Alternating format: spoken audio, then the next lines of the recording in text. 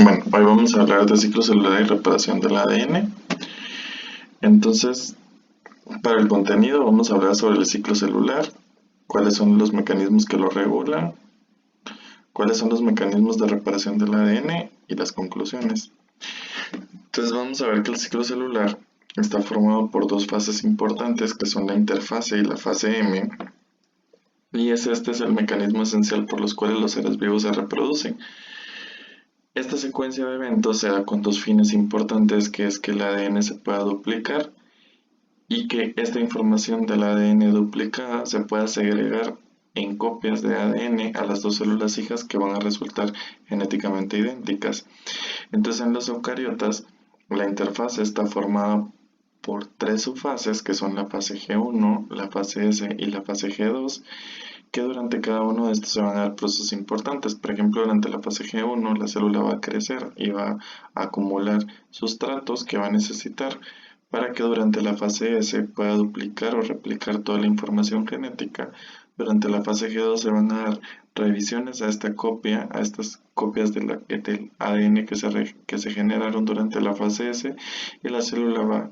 puede crecer un poco más o puede acumular más sustratos, y finalmente una vez que concluye la interfase durante la fase M, la célula va a llevar dos procesos importantes que son la mitosis, que es la división y la segregación de la información genética en la célula, y finalmente la citocinesis, que es la división del citoplasma de las dos células hijas. Entonces, a manera de resumen, interfase, que está formada por tres subfases que son G1, S y G2, y la mitosis, que es una subparte de la fase M del ciclo celular, junto con la citocinesis, que es la división del citoplasma, formando las dos nuevas células hijas. Entonces, la mitosis tiene 6 fases, ¿verdad? Pero durante esta fase lo que se va a dar es que la información genética se va a alinear para que se pueda dar la división de la información genética y finalmente la división del citoplasma de las dos células hijas, dando como resultado dos células hijas nuevas.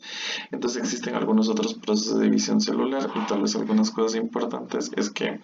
durante la meiosis van a haber aunque hay una fase, hay síntesis, se generan copias del ADN, finalmente el resultado va a ser una célula aneuploide, a diferencia de otro tipo de la división celular embrionaria. Generalmente las fases G1 y G2 son cortas o inexistentes porque la célula es lo suficientemente grande para que se puedan dar divisiones subsecuentes utilizando la gran cantidad de reserva que tienen las células embrionarias, permitiendo así que el proceso sea mucho más rápido que en las células de un organismo ya maduro. Entonces, este ciclo celular está regulado por mecanismos que funcionan como switch. Esto permite de que se encienda cada una de las secuencias en cada una de las fases del ciclo celular, o que se apague deteniéndola en cualquier momento. Y esto, una vez que se inicia o que el switch se encendió, no puede volver a apagarse hasta que el proceso haya sido completamente terminado, ¿verdad? Y si en algún momento se detiene, el reinicio o la activación del switch nuevamente llevará a que se concluya el evento que inicialmente se empezó. Entonces, estos como pausas que se pueden dar durante las distintas fases del ciclo celular son mecanismos de respaldo que permiten que los procesos se lleven adecuadamente, se realicen adecuadamente y sin daños, ¿verdad? O sin incorrecciones. Y pues cada uno de estos switch o cada uno de los tiempos que se tardan en cada una de estas fases van a ser adaptables dependiendo del tipo celular o de las señales intracelulares que reciban. Y finalmente, pues este mecanismo funciona como un temporalizador. Eso quiere decir que una vez que inicia cada uno de los procesos, tiene un tiempo establecido y una secuencia de pasos que se van a llevar a cabo para que la fase o la subfase del ciclo celular concluya. Entonces, este mecanismo de encendido o apagado, generalmente la mayoría van a ser gobernados por complejos de proteínas que se llaman sinasas dependientes de ciclina. Estos complejos sinasas dependientes de ciclina se llaman así porque dependen de la ciclina, que es una vez que se forma el complejo, este puede cumplir su actividad. Entonces, generalmente este proceso depende de energía, o sea, necesita ATP para que pueda funcionar. Y aunque la sinasa dependiente de ciclina se una a su ciclina, este necesita de sinasas activadoras de ciclina para que ésta pueda ejercer su función y finalmente encender el switch que inicia los procesos dentro del ciclo celular. Entonces, la subunidad catalítica o la que va a ejercer la función generalmente va a ser la sinasa dependiente de ciclina, pero la unidad reguladora van a ser las ciclinas y es por eso que en los eucariotas las concentraciones de sinasas dependientes de ciclina son constantes durante todo el ciclo celular, pero las concentraciones de ciclina van a variar conforme la fase del ciclo celular que se está realizando. Entonces, para comprender un poquito mejor la clase, las ciclinas y sus complejos sinasas dependientes de ciclinas los vamos a agrupar dependiendo de la fase del ciclo celular en la que actúen. Entonces, por ejemplo, hay sinasas dependientes de ciclinas G1, que estas generalmente son las sinasas dependientes de ciclinas 4 y 6 y son activadas por las ciclinas D, que tienen varias formas, ¿verdad? Pero durante la clase nos vamos a referir a ellas como sinasas dependientes de ciclina G1 y de la misma forma las sinasas dependientes de ciclina M, que son las sinasas dependientes de ciclina 1, son activadas por las ciclinas B. Una vez que este switch se activa, lo que van a hacer las sinasas dependientes de ciclinas es que van a fosforilar o activar varios grupos de familias de proteínas que van a ejercer su acción. Por ejemplo, en la fase G1, los complejos sinasas dependientes de ciclina G1 inactivan a la familia de proteínas del retinoblastoma, permitiendo que se den los procesos necesarios para que se complete la fase G1. Y por ejemplo, al inicio de la mitosis, los complejos sinasas dependientes de ciclina M van a permitir fosforilando varios complejos de proteínas como las auroras quinasas, que se den los complejos de formación de los complejos de codecina, formación de los complejos de los poros nucleares y que se inicien y se desencadenen los procesos de la mitosis. Entonces, estos puntos de chequeo son 3 durante el ciclo celular y en cada punto de chequeo la célula va a hacer un repaso de si los procesos concluyeron adecuadamente y permite a la célula concluir una fase del ciclo y que pase a la siguiente fase. Bueno, entonces el primer punto de control ocurre al final de la fase G1 y este es el punto de inicio, este es el punto en el que inicia el ciclo celular. Y si la célula logra progresar a este punto, entonces la célula empezará todo el ciclo celular, lo que llevará finalmente a la producción de 2 células hijas. Y para que pueda sobrepasar este punto, generalmente tiene que ver con que la célula reciba las señales extracelulares necesarias que le indiquen a la célula que está lista para dividirse. El siguiente punto de chequeo se da a finales de la fase G2 y antes de entrar a la fase M. Para esto, el punto se llama transición G2M y lo que se revisa en este punto es si todo el ADN que se replicó durante la fase S ya finalizó todo el proceso de replicación y si ya finalizó, que este ADN replicado no contenga errores. Y finalmente el tercer punto, que es el punto que gobierna el final de la metafase y el inicio de la anafase, que se llama transición metafase y anafase, lo que tiene que responder es si todos los cromosomas están unidos a su microtúbulo cinetocórico y están adecuadamente unidos al uso mitótico. Entonces, en cada uno de estos puntos, la célula no va a progresar hasta que haya alcanzado todas las interacciones que van a ser necesarias para que la célula pueda progresar en el ciclo celular. Entonces, estos complejos sinasas dependientes de ciclina, una vez que la célula entra a cada una de las fases, eso permite que las concentraciones de las ciclinas aumenten y por lo tanto los complejos sinasas dependientes de ciclina se activen y ejerzan su función durante cada una de las fases del ciclo celular. Entonces, durante la fase G1, que la célula tiene que preguntarse si el ambiente es favorable para su división, generalmente esto está gobernado por unas sustancias que se llaman mitógenos. Estos mitógenos actúan sobre receptores de membrana de la célula y una vez que se activan van a desencadenar varias secuencias de señalización intracelular que finalmente van a llevar a la expresión de proteínas que van a desencadenar la síntesis de la mayoría de las proteínas que van a ser necesarias para la replicación del ADN. En el ejemplo vemos que, por ejemplo, una sustancia mitogénica puede activar las proteínas acopladas al receptor de membrana RAS y estos a su vez la MAP quinasa para iniciar factores de transcripción nuclear que finalmente van a llevar a la síntesis de proteínas MYC en este caso, y esto por lo tanto aumentar la expresión genética de ciclinas G1 para que el complejo sinasa dependiente de ciclina G1 se active. Entonces, una vez que que es el primer punto de control o el punto de inicio,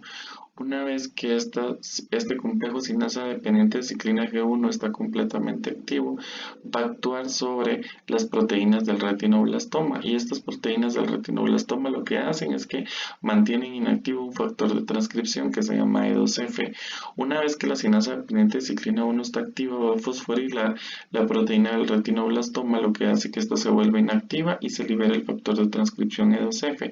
Una vez que este factor de transcripción E2F se vuelve activo, este se une a los genes dentro del núcleo y lo que va a permitir es que inicie la transcripción de los genes de la proteína de la fase S, produciendo ciclinas E y A para que se activen los complejos sinasas dependientes de ciclina S y G1S y por lo tanto inicia la síntesis del ADN. Por lo tanto, este sistema de encendido o apagado va a ser regulado tanto una vez que se activan los complejos G1, van a dar el punto de inicio para que el factor de transcripción empiece a sintetizar las ciclinas E2 y de las ciclinas E y las ciclinas A, y estas a su vez permitan que se dé la síntesis del ADN. El aumento de la síntesis de proteínas MYC es entonces un punto de inicio para que el retinoblastoma se inactive e inicien las secuencias para la síntesis del ADN. Y si el retinoblastoma está las proteínas de la familia del complejo del retinoblastoma están sumamente activas, pues el ciclo no podrá progresar. Entonces, una vez pasado este punto de restricción, empieza la duplicación del ADN y aunque la replicación del ADN se va a dar durante la fase S, los procesos inician desde la fase G1. Cada cromosoma tiene puntos de origen, tiene varios puntos de origen que son los únicos puntos en donde va a poder iniciar la replicación del ADN. Y durante la fase G1 existen ciertos procesos de preparación en esos puntos de origen que van a permitir que una vez que empiece la fase S, estos complejos se vuelvan activos y puedan replicar el ADN. Entonces, durante la fase G1, existe un complejo que se llama prereplicativo y este complejo proteico contiene las helicasas que van a permitir que la hebra del ADN se pueda separar e inicie la síntesis de las copias del ADN y para que eso se dé, esto tiene que ser acoplado esto es acoplado por un complejo que se llama complejo de reconocimiento de origen, lo que va a permitir que al final de fase G1 el complejo prereplicativo esté unido al punto de origen para que una vez que las concentraciones de sinasas dependientes de ciclina de la fase S, una vez que ya inició la fase S y haya pasado el punto de restricción G1, estas sinasas dependientes de ciclina S puedan liberar varias proteínas iniciadoras que son las que van a permitir que este complejo de helicasa empiece a actuar y la polimerasa empiece a sintetizar en rojo las nuevas copias de las hebras de ADN. Esto es importante porque una vez que finaliza la fase S, este complejo replicativo se separa de las hebras, lo que evita que se dé replicación del ADN durante otra fase que no sea la fase S, ¿verdad? Y durante este proceso de la fase S también se van a replicar no solo el ADN, sino que también las histonas y las proteínas de la cromatina, porque el plegamiento de los cromosomas y de la cromatina tiene que ser exactamente igual al de la célula progenitora o célula madre. Entonces, cuando este proceso no está correctamente regulado o hay una sobreexpresión de MYC, que era lo que iba a desencadenar la inhibición de las proteínas del retinoblastoma, generalmente puede haber una expresión anormal y por lo tanto que el gen MYC esté amplificado y producir cáncer por una excesiva activación de vías proliferativas en la célula. Y cuando esto pasa, hay mecanismos reguladores como la expresión de esta proteína, que de este complejo proteico enzimático que se llama ARF, que ARF se va a unir a una proteína que se llama M2M, que naturalmente está unida a la proteína P53. Cuando hay una sobreexpresión anormal de MYC, esta proteína RF se va a unir a la proteína M2M y lo que va a provocar es que la va a marcar. Una vez que está marcada, esta va a viajar al citoplasma unos complejos que se llaman proteosomas y la proteína M2M va a ser degradada, lo que hace que P53 se vuelva activa. Esta P53, una vez que está activa, puede tener el ciclo durante la replicación del ADN o puede inducir apoptosis si el daño es grande a la célula, provocando que la célula muera. Entonces, cuando ocurre un daño específicamente a la hebra del ADN, generalmente se va a activar un grupo de proteínas que se llaman ATM o ATR, dependiendo de la fase del ciclo celular, y estas van a iniciar una cascada de señalización intracelular que finalmente lo que va a provocar es que se active P53, y P53 lo que va a hacer es de que va a llegar hasta el núcleo y va a producir un grupo de proteínas que se llaman inhibidoras de las cinasas dependientes de ciclina, y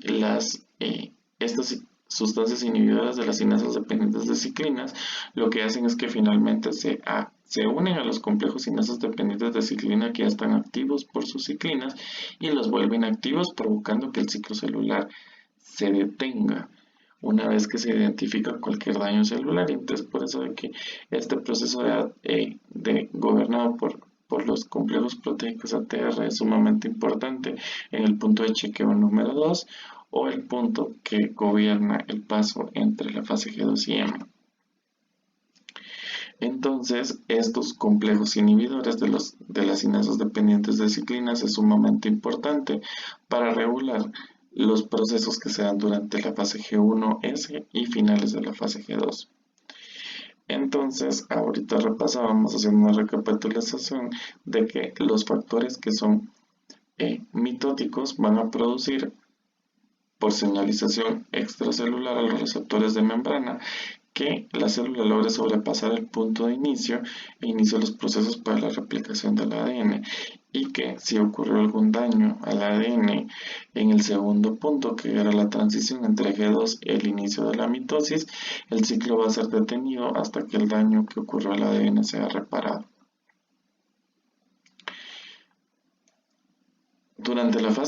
A finales de la fase G2, lo que vamos a obtener son cromátides hermanas unidas fuertemente entre sí, y esto se logra por unos complejos de proteínas que se llaman coecinas, que unen a las cromátides hermanas en forma de bisagra, y esto es uno de los procesos, la formación de la coecina, que generalmente es gobernada por las cinasas dependientes de ciclina M. Entonces, una vez que todo el material genético fue copiado y fue correctamente replicado, entonces la célula podrá pasar el punto de restricción G2M e iniciar el proceso de la mitosis. La mitosis está regulada por dos procesos esenciales. El primero es que toda la información genética se tiene que alinear en el ecuador de la célula, formando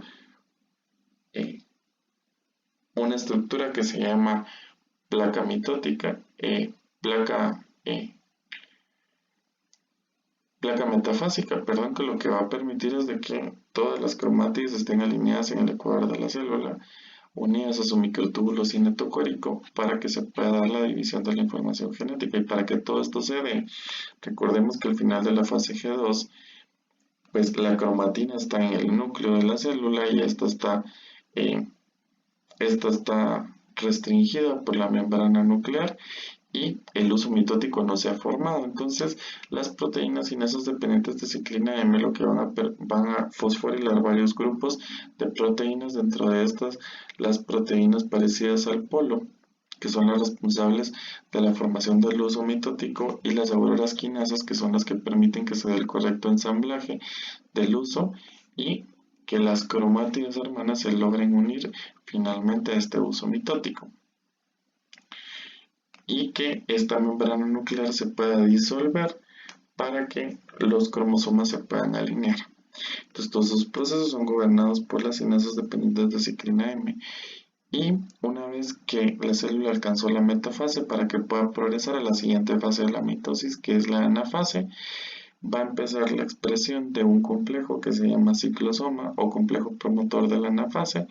que dentro de sus fases va a estar disolver la ceborina, disolver la coesina, disolver el uso mitótico y que finalmente se dé la citocinesis. Entonces, estos complejos de ciclinas M son gobernados o activados por dos sistemas que permiten que se inhiban o que se activen a su totalidad, y esto es por dos grupos de proteínas que se llaman CD25 o Wi1, que van a permitir que, por ejemplo, al inicio de la mitosis, Wi1 inactiva el efecto de las cinasas dependientes de ciclina M al agregarle un grupo fosfato, y una vez que la mitosis tiene que empezar los procesos de la formación del uso, las fosfatasa CD25 le va a quitar este grupo fosfato y hace que el complejo cinasa dependiente de ciclina M sea sumamente activo para que se den todos los procesos entre profase y metafase. Entonces,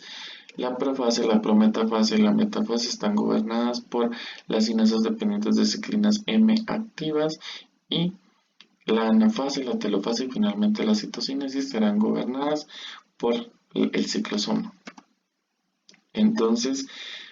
¿qué es lo que hace que la célula finalmente logre pasar este punto de restricción que se conoce como anafase y metafase? Y es que, como hablábamos, los microtúbulos del uso mitótico se tienen que unir a sus cinetocoros, y cada uno de estos microtúbulos cinetocóricos van a jalar al cinetocoro hacia su hacia su centrosoma correspondiente. Entonces ejercen una fuerza de tracción jalándolo hacia su lado del polo del uso mitótico, y cuando la fuerza es equidistante hacia ambos lados, eso quiere decir de que finalmente pues las dos cromátides hermanas están en el centro de la célula y todas las copias del ADN se lograron alinear en la placa metafásica, finalmente estas cromátides se separan. Pero ¿cómo es que se logra eso? Que es el tercer punto de restricción. Lo logran porque lo que pasa es que al final de la metafase, este complejo ciclosoma generalmente está inactivo, pero una vez que las concentraciones de cinasas dependientes de ciclina M alcanzan su tope y ya disolvieron la membrana nuclear y lograron alinear todas las cromátides hermanas en la metafase, permitirán entonces de que este ciclosoma sea completamente activo. Este ciclosoma va a actuar sobre un complejo que se llama securina, pero marcándolo, y que esta securina viaje hasta los protosomas y sea destruido, lo que libera una hormona que se llama una enzima que se llama separasa, y esta separasa en su forma activa busca la coesina, que era lo que mantenía las cromátides hermanas juntas, provocando que ésta se destruya y que entonces las cromátides hermanas, que están siendo tensadas a cada uno de los extremos del polo del uso mitótico por los microtúbulos cinetocóricos, las jalen finalmente y separen cada una de las cromátides hermanas a cada una de las células. Y una vez que este proceso concluyó, durante la telofase se vuelve a reordenar y a formar la membrana nuclear, y inicia la formación del anillo contráctil de miocine y actina, que finalmente cuando esto se contrae provoca que el citosol se separe formando las dos células hijas. Entonces, a manera de resumen, durante el ciclo celular, eh, las concentraciones de ciclina son variables, lo que permite que en respuesta tanto señales extracelulares como el ejemplo de, las, de los factores mitogénicos o de identificar al ADN o de identificar daño genético al ADN o de los procesos propios de la replicación del ADN permiten que las concentraciones de las ciclinas que gobiernan las fases S y los puntos de transición entre la mitosis y la fase G2 aumenten las concentraciones de la ciclina correspondiente para que la célula finalmente pueda progresar por cada una de las fases hasta que todos los cromosomas alineados y unidos al uso mitótico permiten que la célula pueda progresar de mitosis a anafase y finalmente se dé la división celular y la división propiamente del citoplasma formando las dos células hijas.